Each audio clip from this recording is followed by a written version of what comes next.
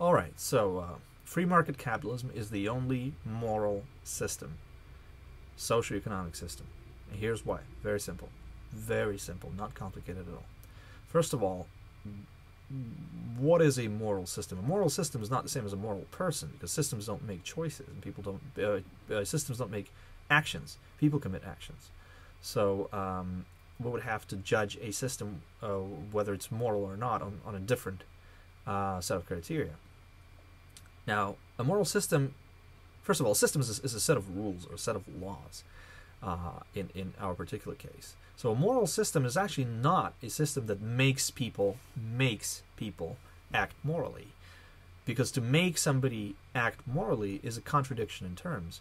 Morality is only present when there's choice, voluntary choice. You take that away, you take choice away, and you substitute force, and you take away morality by doing that. Only when you have a chance to act immorally and you choose to do otherwise, then you can say that you're truly moral. Take away liberty, take away freedom of choice, and you've killed morality. The moral dimension does not exist anymore to that situation. So, again, the moral system would not be a system that forces people to act morally. It would be something else then. What would it be? Well, since we can't force people to act morally, what can we do? Well, we should basically protect fundamental individual rights. And here, by fundamental individual rights, I mean natural rights that we as human beings have regardless of anything anybody does. We have those rights simply because we exist.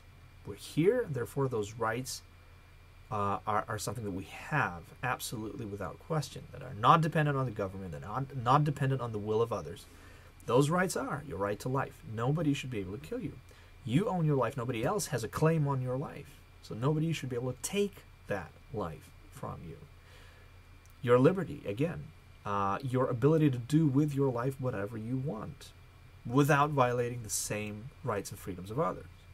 That should be your right no matter what. No matter what, unless you're violating the rights of others, your liberty to do whatever you want with your life should not be touched. And the third one is very important: property. Now, we live in this material world, and in order to survive in the material world, we have to consume and transform material resources. In other words, property.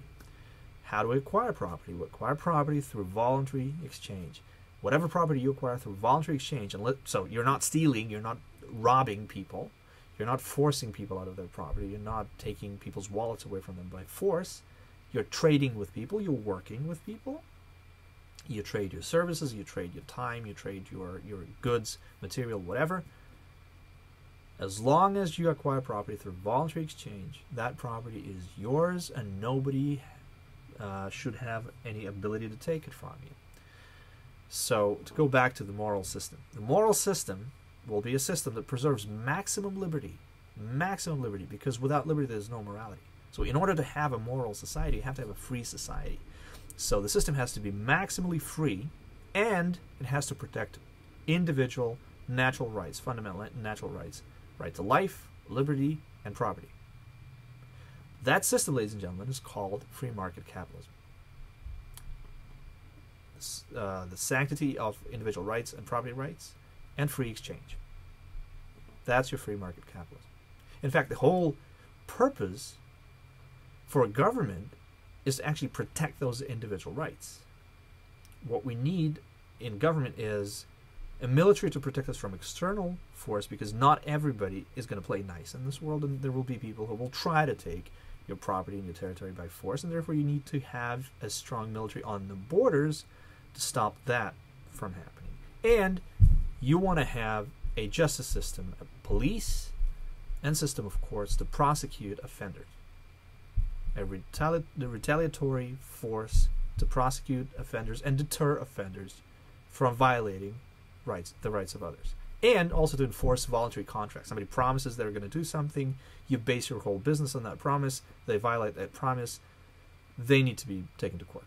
because they have cost you money. That's really it. That's, in short, free market capitalism. And as we have seen, ladies and gentlemen, it's actually the most moral system you can think of. Now, what is then not a moral system? A system that focuses on outcomes, say, for example, we should not have anybody who's poor, is not a moral system. A system that violates property rights is not a moral system, because you deprive people of the most fundamental thing. See, our property is the result of what we do with our time and our body. It's what we do with our life. Property is the result of what we do with our life. So if somebody takes your property away, they in a way are taking part of your past life away. You know, so a system that violates property rights, forcibly takes people's property from them, cannot be a moral system. And it is also very important to understand that a certain outcome, a certain situation like having some people that are poor is not necessarily moral. What's moral is the choices that we make. We don't know the choices that those people made. We don't know. If somebody wronged them, if somebody violated their property rights, for example, if somebody kidnapped them and robbed them and broke into their house and took their property and burnt their house down, their rights have been violated, and people who did that need to be pursued and prosecuted and put in jail, and their property needs to be sold off at an auction, and the proceeds need to be given to the victims. But we don't know why that particular guy is in the soup kitchen. We don't know that. What choices has that person made? We don't know that. It's not necessarily an immoral thing to have poor people. If you focus on that, some people are actually going to be poor because some people are bums. They don't like working. They rely on the charity of others, which is actually not real charity. It's pity, and I think it's enabling self-destructive behavior more than helping anybody. But that's another story. You can look up my video on the true nature of charity if you want to, if you want to hear my thoughts on the matter. But just to have someone who doesn't have enough food, or doesn't have enough clothing, or doesn't have a house, or doesn't have health care, it's not immoral, not necessarily. No. See, let me spend another minute on a very important thing. We talked about rights. Well, there's a lot of people out there that keep saying this nonsense that, oh, healthcare is a right, healthcare is a right. Well, see, the difference between a right, that something that is a right, and something that is not,